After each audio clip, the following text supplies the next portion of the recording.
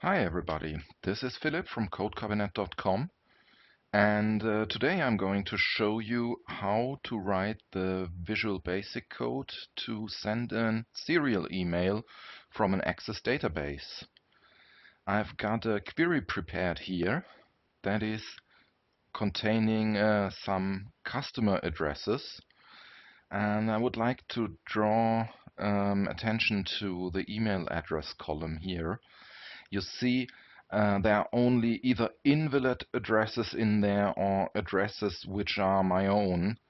So this is quite important. If you ever write any email sending code, as long as you're testing the code, please make sure it is not going out to your real distribution list of customers or newsletter subscribers or whatever. Only use test addresses until you're really sure everything is working as it should. Nothing is more embarrassing than sending hundreds or thousands of email out to your real customers while you're still testing and only sending some incomplete test emails. Okay, that being said, next important column here is the subscribe to newsletter column. All these addresses have that column checked, so that are only the subscribers that should receive the newsletter. That is implemented in the query. I'm not showing the details of the query now because I want to show you how to write the VBA code for that. So to do that, I need a module. So I'm in the Create ribbon and I click the Module button to add a new module. Okay, one minor thing, you should always add an option explicit to your code to see if there are any typos in the variable names and stuff not declared as it should be. Now I start writing public sub send serial email, and this is the first pass. I'm going to write the email code in 3 consecutive passes. I'm focusing on the database code right now. I need a database object. MDB is DAO database, and I need a record set. RS as a DAO record set. A record set is basically the container for the records we retrieve from a query. But first I need to set the database instance to the current DB. That is the database the code is running in. And then I can set the record set code to DB, the database, open record set, and I'm using a simple select statement. I will select the first name, last name, email address, and because we need it later, there is VIP column, so it's from query customer subscribed to newsletter. So that will do. That should open the record set. Now we are going to loop through the record set until we reach the end of file, the end of the record set. So, and I like to close the loop here. And one thing I would add very soon after completing the loop is the move next command. Otherwise, it's possible to get forgotten. So that is the loop. Now here I'm after the loop. The work is finished, not yet, but it's going to be later. So I close the record set and I set the record set to nothing, and I set the database to nothing. I'm not actually closing the database because it's the current database instance. It has to be open in the back. It would not work to close it, and there's no need to, because that is just referencing the database that is open in Access at this moment. So, all right, and this is the first pass of the code.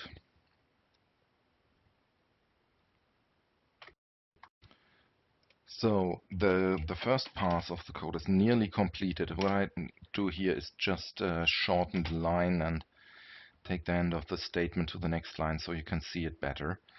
And what I'm going to do, I'm going to save the module. And the important thing here is, please do not use the same name as your procedure or function inside the module. You can quite easily avoid that by adding a mod for module prefix before that. So I saved that, and before I continue with the next step, I'm going to compile the code. So you make sure now it's grayed out, it is compiled, and there was no error message. That is quite important. If you write code, you should compile it frequently because it will point out any compiler errors early in the process. So now I'm going to actually run the code. It will not do anything what we will notice, but it should run without errors. I hit run again. The code is running, but it doesn't do anything yet. Well, it loops through the records, but that's nothing we notice here. That's quite good. That's what I expected. Now, in the next path, I'm going to create our email texts, not the actual email yet, but the texts we are going to use. I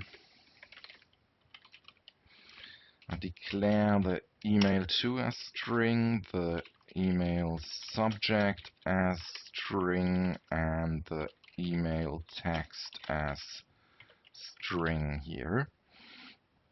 And now that is outside the loop. Inside the loop, for each record from our query, from our customers, I need to set the email to. So email to is, I'm using, no, not yet.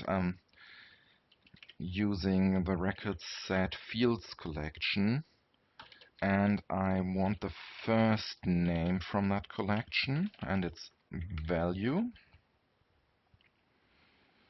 And I'm going to append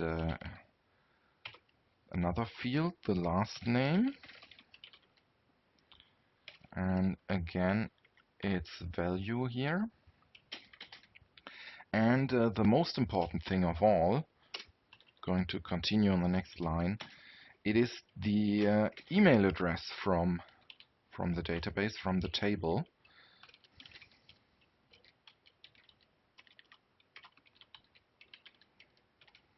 So here we go. And if we are using the name inside the email to field, we have to enclose the actual email address in those square brackets. Okay. Now for the email subject, going to initialize that with some amazing newsletter. Okay, we've got the email subject. Now next is the email text. And writing hi and referring to the first name from the record set. And because that, if the first name is actually null, what is possible in the database, that will result in a ugly blank here. So I wrap around trim to cut away the blank and then just append bang and a line break, VB carriage return line feed.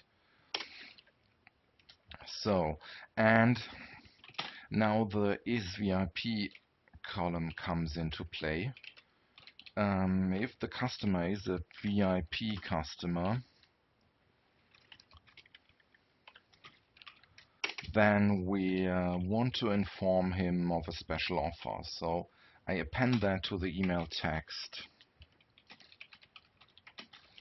And to append a string to an already existing variable, I just set the email text to the email text and then concatenate the additional text. Here is a special offer.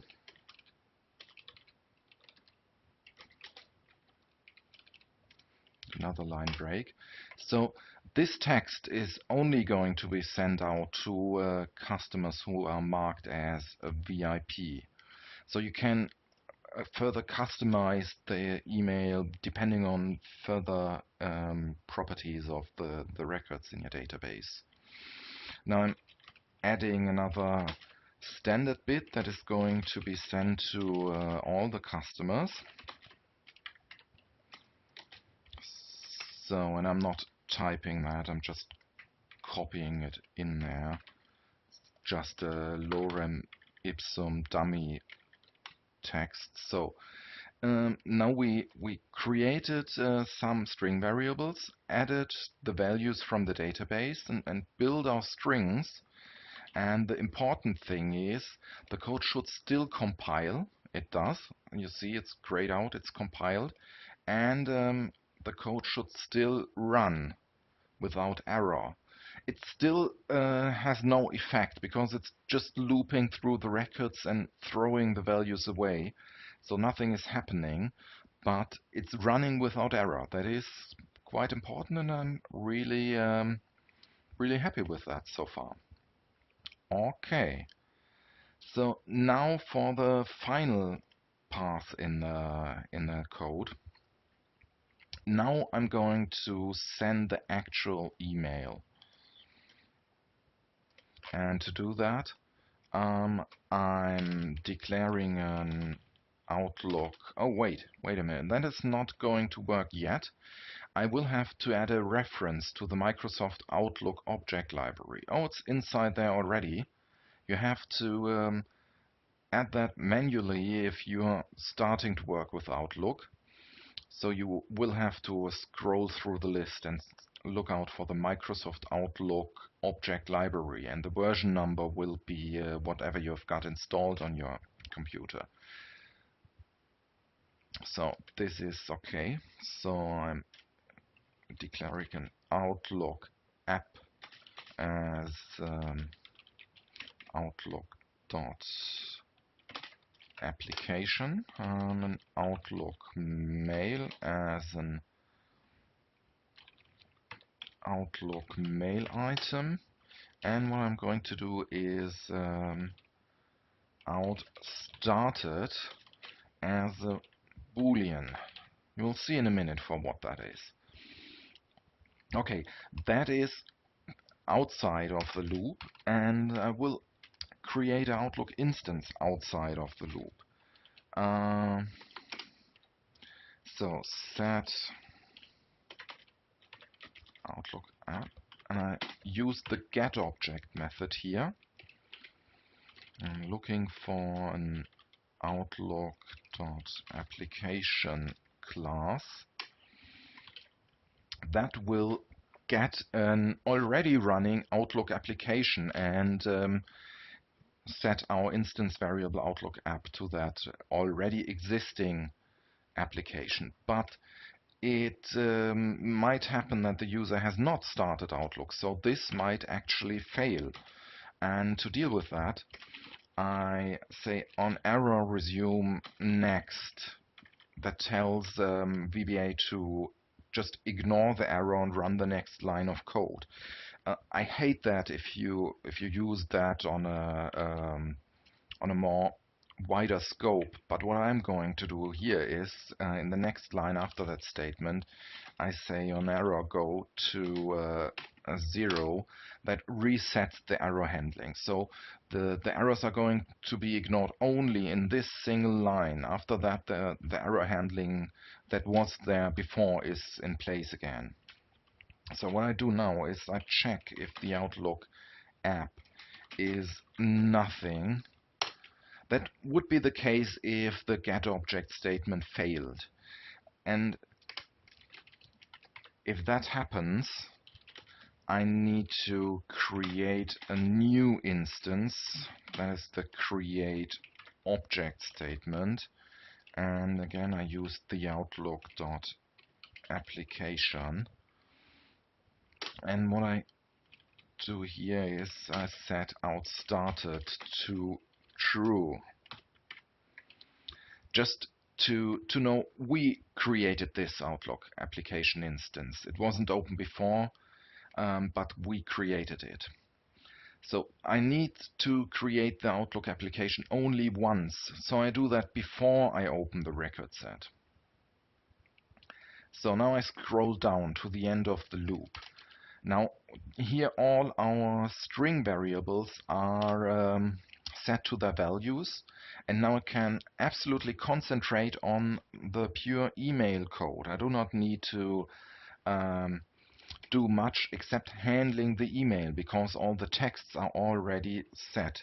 So the first thing I need to do here is set our Outlook mail item to a new mail item. And I say Outlook app create item, and of course I want to create an Outlook mail item.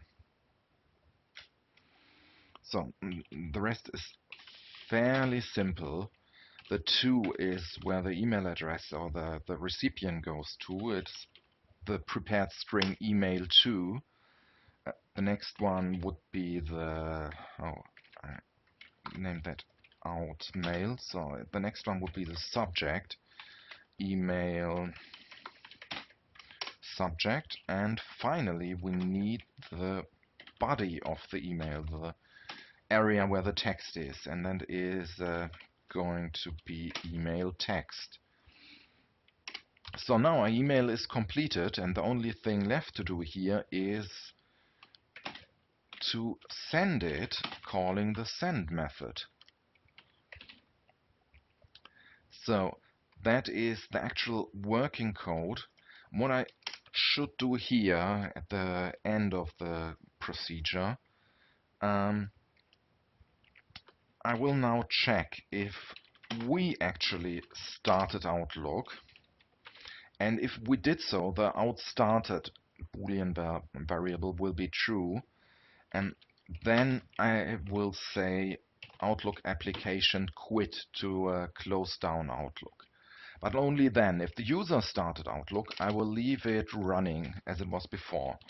And finally, I'm going to clean up. I say Outlook mail is nothing, and the Outlook app is nothing as well.